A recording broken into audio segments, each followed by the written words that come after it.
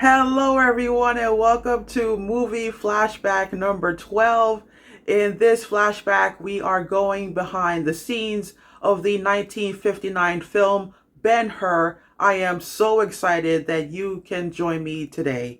If you are new to this channel, welcome. Click the subscribe button below for future notifications and updates.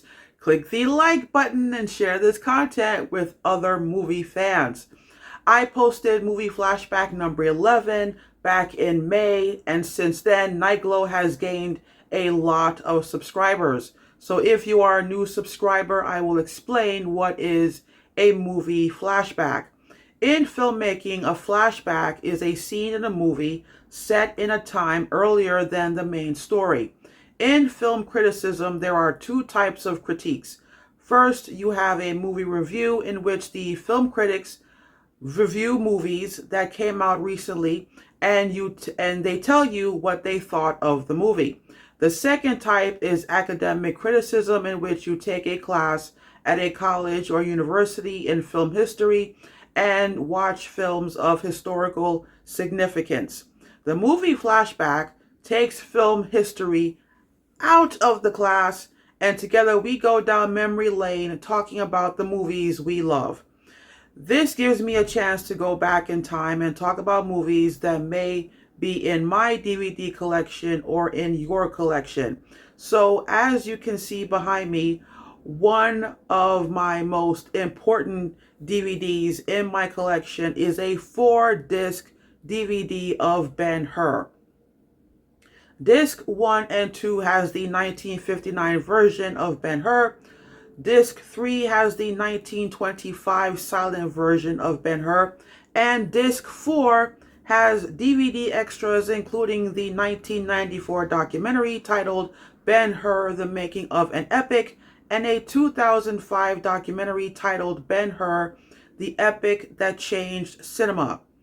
I am going to only cover behind the scenes of the 1959 film because this year we are celebrating its 65th anniversary.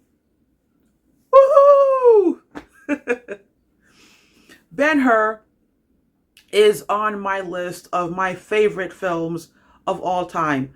I saw this film when I was 17 at my grandmother's house on her 19-inch analog TV. May she rest in peace. And what makes this film, to me, one of the greatest films Hollywood ever made is the chariot race scene. And sadly, no other story besides Ben-Hur that has been told on film takes place during the height of the chariot racing sport, which was popular during ancient Rome. The story of Ben-Hur and the chariot race scene has stayed with me more than half of my life at this point, and it has had such an impact on me that back in 2009 I started research for my first play, The Charioteer of Rome. The premise of the play was, if Shakespeare was alive today, what kind of play would he write? So as a playwright, I was playing the character of Shakespeare, but because a few of his plays took place in Rome already, it made sense that he would write a play that took place in Rome again. So I decided to focus on a story centered around a charioteer. I really wanted to dive into this world of chariot racing and its culture and learn the vocabulary of it and really let my mind imagine what living and working in that world was like.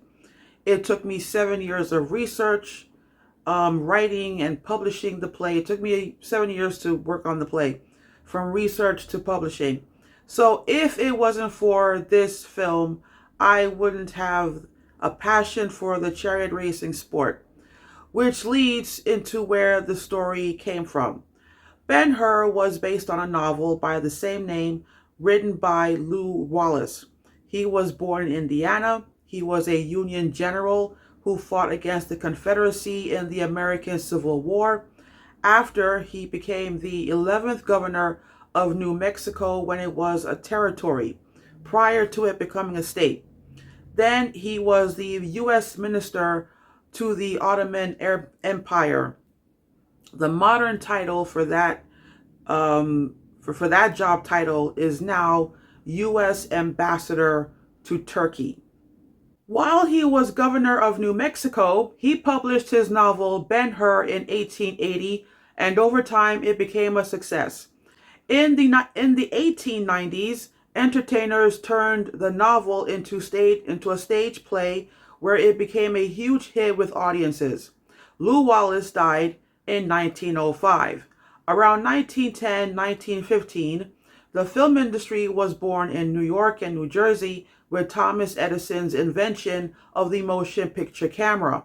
However, because of his patent holdings and his tight grip on the film industry, filmmakers decided to run away, as far away as possible, and they decided on Los Angeles, California. It was a good place to move to because of the available land and the ideal sunny weather. So during the silent film era, Hollywood took stage plays and remade them into movies. Ben-Hur was one of them, and it was released in theaters in 1925. Fast forward to the late 1950s, Hollywood wasn't making much money at the box office because of the growing popularity of TV. So Hollywood needed to find a story that would get people back into the theaters. MGM decided to remake Ben-Hur. MGM hired Sam Zimbalist to produce the film and Carl Tunberg to write the screenplay. I must say, the pre-production for this film is a fascinating story. Every time I work on a movie flashback, I am fascinated by the filmmaking process, but sometimes you don't find as much details as to how the film was made, and sometimes you end up reading a drama story. When I was working on the movie Flashback for Cleopatra last year, that was a drama story. You can actually make a movie about making Cleopatra. But with Ben-Hur, this is a story that can teach you what it takes to make a great film and what can possibly go wrong. So initially, Sam Zimbalist hired Carl Tunberg to adapt the novel. The novel was 550 pages long, and he needed to cut it down and turn it into a script. So Tunberg cut out everything in the story after Christ's crucifixion, and he also took out a subplot where Ben-Hur raised a Jewish army to overthrow the Romans. According to various sources, Zimbalist did not like Tunberg's script because he thought it was dull, boring, and unshootable. At first, Sidney Franklin was supposed to direct the film, and Marlon Brando was supposed to play Ben-Hur. However, Sidney Franklin quit the project because he got sick. So Sam Zimbalist asked his friend, director William Wyler, if he would direct the film. At first, Wyler said no because he thought the script was terrible, but he did want to make a Cecil B. DeMille type movie, which is something he never did before. By that time, Wyler won Oscars for directing Mrs. Miniver and The Best Years of Our Lives back in the 1940s. Zimbalist was able to persuade him by showing the storyboards for the chariot race scene, and he told Wyler that MGM was willing to increase the budget from the original $7 million budget to $10 million. Meanwhile, Zimbalist hired two playwrights, S.N. Berman and Maxwell Anderson, to work on the script. It was still a problem. According to sources, and I quote, "The script had only a modest to minimal understanding of what ancient Rome was like, and the dialogue veered between flat Americanism and stilted formality with an ill-defined relationship between Ben-Hur and Masala."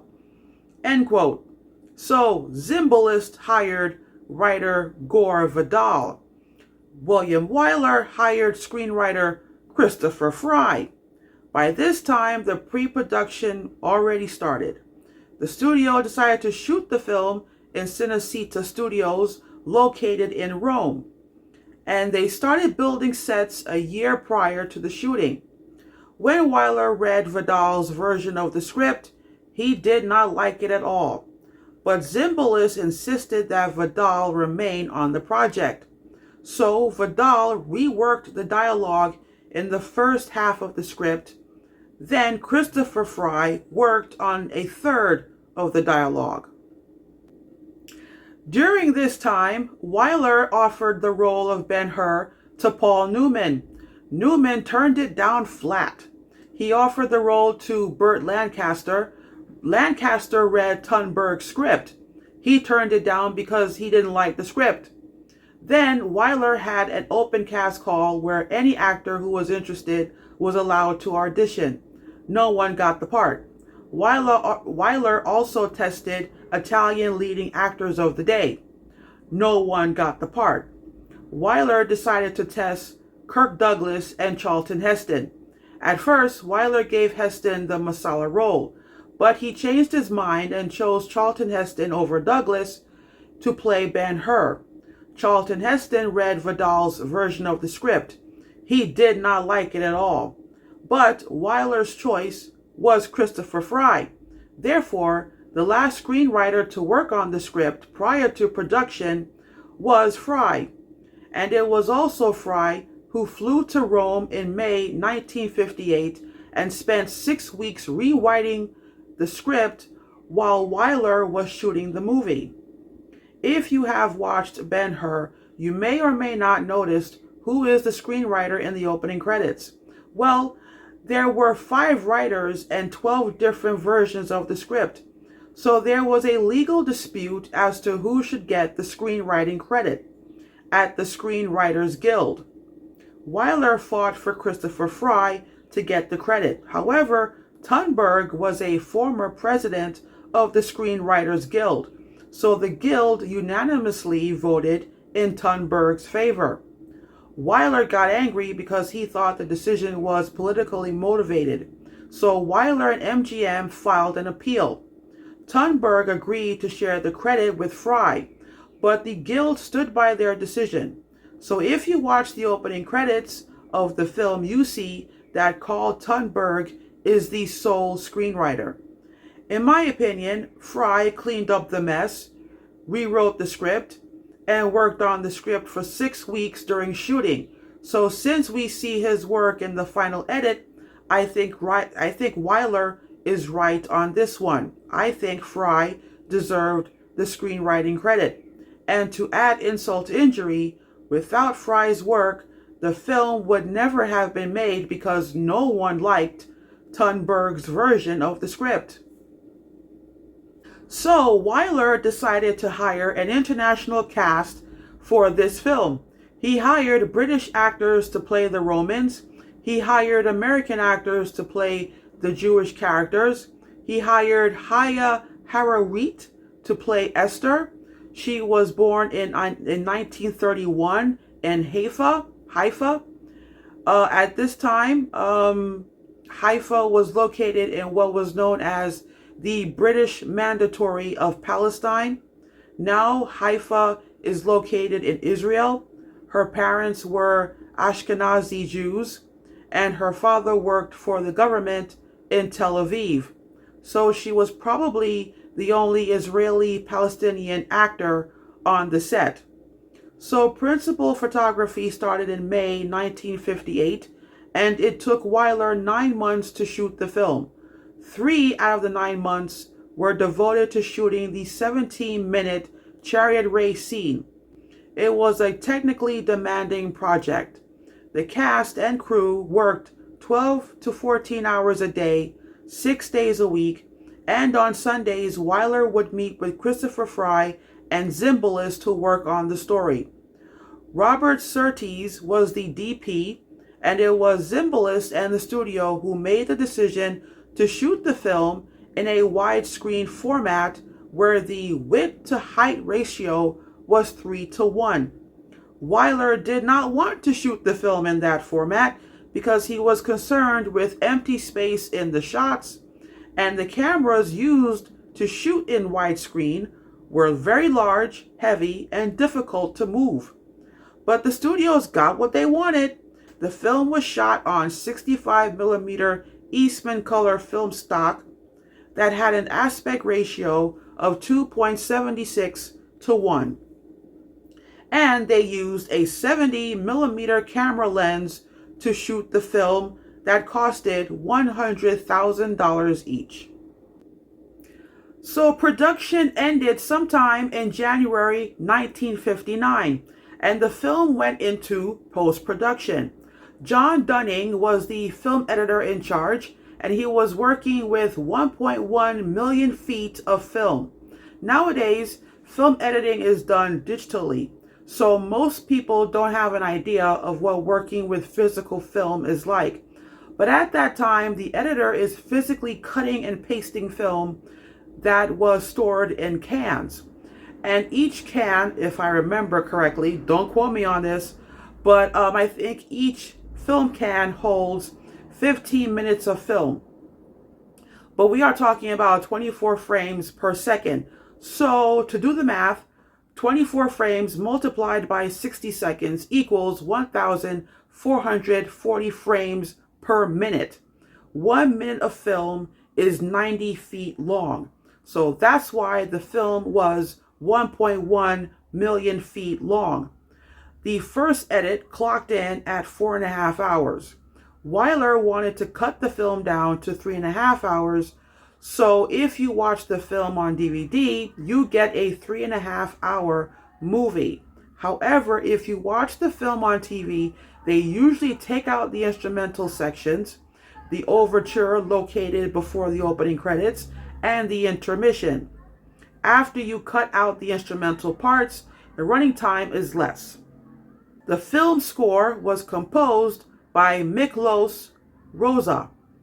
He was the best choice to compose the film because prior to Ben-Hur, he composed the soundtrack to another biblical epic, Quo Vadis.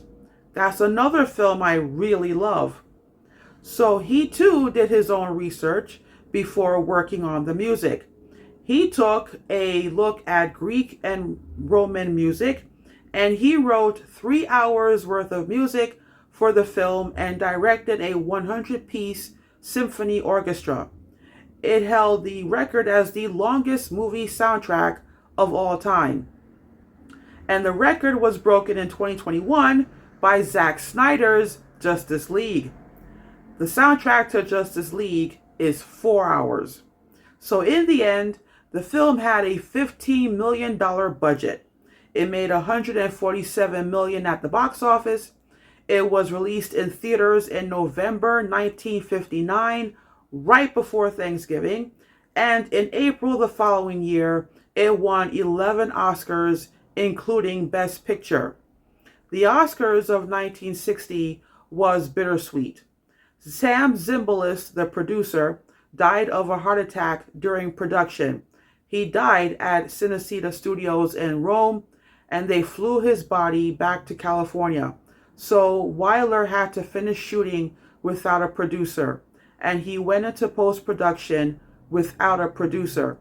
I did not see in my research that they replaced Zimbalist with a new producer, so Zimbalist was the only one. So if you are familiar with the Oscar awards, the Best Picture goes to the producer.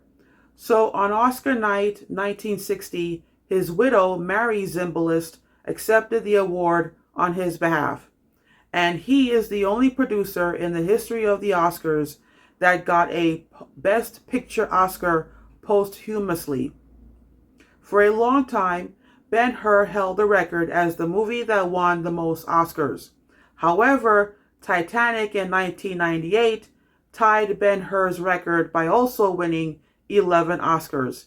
And then in 2004, Lord of the Rings, The Return of the King also won 11 Oscars. Now, what a lot of people forgot is Ben-Hur was nominated for 12 Oscars. So the one category it did not win was Best Screenplay.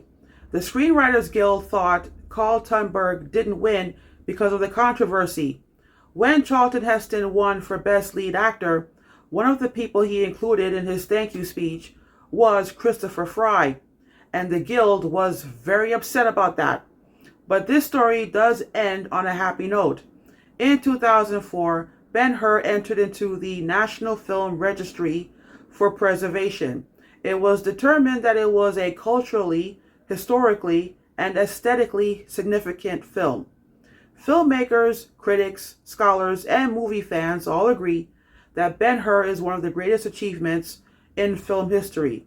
Fast forward to 2016, MGM took the story out of storage again and made another version of Ben-Hur, starring Jack Houston as Ben-Hur and Toby Kebbell as Masala. And guess what? I got that version on DVD as well. Ta-da! Oh boy. When this movie came out, I had to go see it because until that time, Ben-Hur was never re-released in theaters. So when I was a teenager watching it for the first time, I thought this film really belongs in the theaters. The size of the TV screen doesn't do it justice. So when the 2016 remake was released, it was an experience to watch a chariot race on a theater screen. But then in 2019, I saw a commercial. Fathom Events re-released the 1959 version in theaters to celebrate its then 60th anniversary. And I knew I had to go to the theater again because it was a dream for a long time to watch this film the way it's supposed to be seen. Ever since I saw the film in theaters 5 years ago, I don't watch the film the same way again. The sad part for me was when I saw the film, the theater was practically empty. So I felt like there is a difference between a movie fan and a film aficionado. A movie fan goes to the theater to watch a summer flick like The Avengers, but it's an aficionado that will go see Ben-Hur, and most people won't understand why. But when you watch movies that were made before you were born, like in my case, and you watch enough movies, I feel like I have developed an instinct for being able to tell which movies were not made for TV. They belong in the theaters, and that's where they should stay. Another reason why I think the 1959 version is no longer popular has to do with Charlton Heston. Towards the end of his life and his career, he was a polarizing figure because he was president of the NRA. However, he participated in the civil rights movement when it was unpopular to do so. When JFK ran for president, he supported him. In 1971, he starred in The Omega Man, and his leading lady was a black actress named Rosalind Cash. And their on-screen kiss was one of the first interracial on-screen kisses. Prior to his acting career, he enlisted in the Air Force and actually served during World War II. That's one part of his past very few people talk about. So there is much more to Charlton Heston's biography than the epic films he made and his gun rights advocacy. But if Ben-Hur ever gets re-released in theaters in the future, I highly, highly suggest that you watch it in theaters. Even if you have a 70-inch screen TV, go see Ben-Hur in theaters if you have the chance. Because I remember when I visited my father in Florida years back, he had a 70-inch screen TV, and I brought my Ben-Hur DVD with me, so I watched it on my father's 70-inch screen TV. It still was not big enough, okay? Ben-Hur must be watched in theaters. So, I propose a toast to the 65th anniversary of Ben-Hur. And since I did not have breakfast yet, and it's still the morning, I'm only drinking water. So, cheers.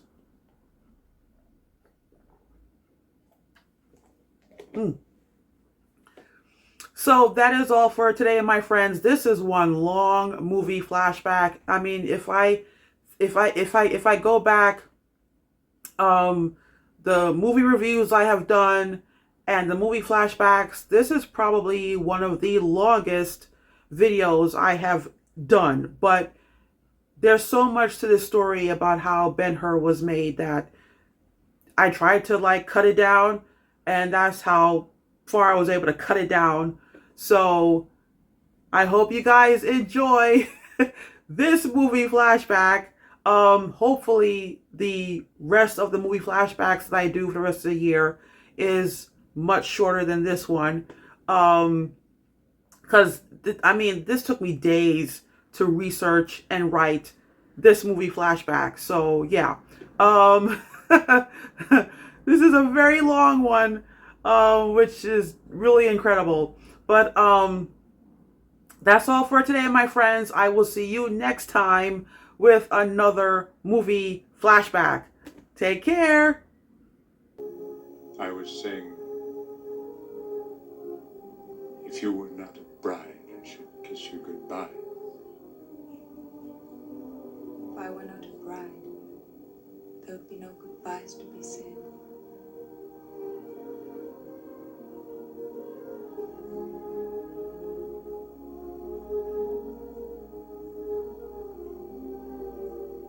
I'm not a bride.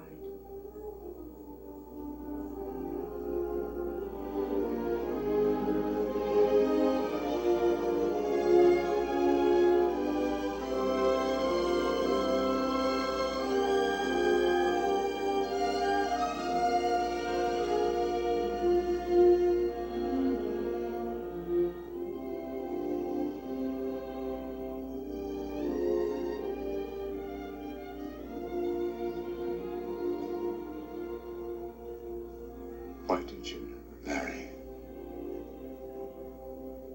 My father needed me.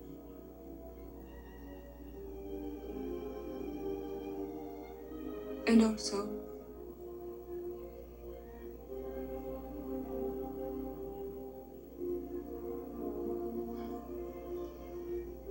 Still on my finger.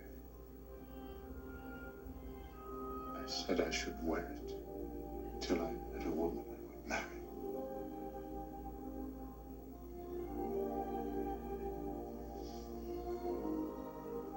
It's become a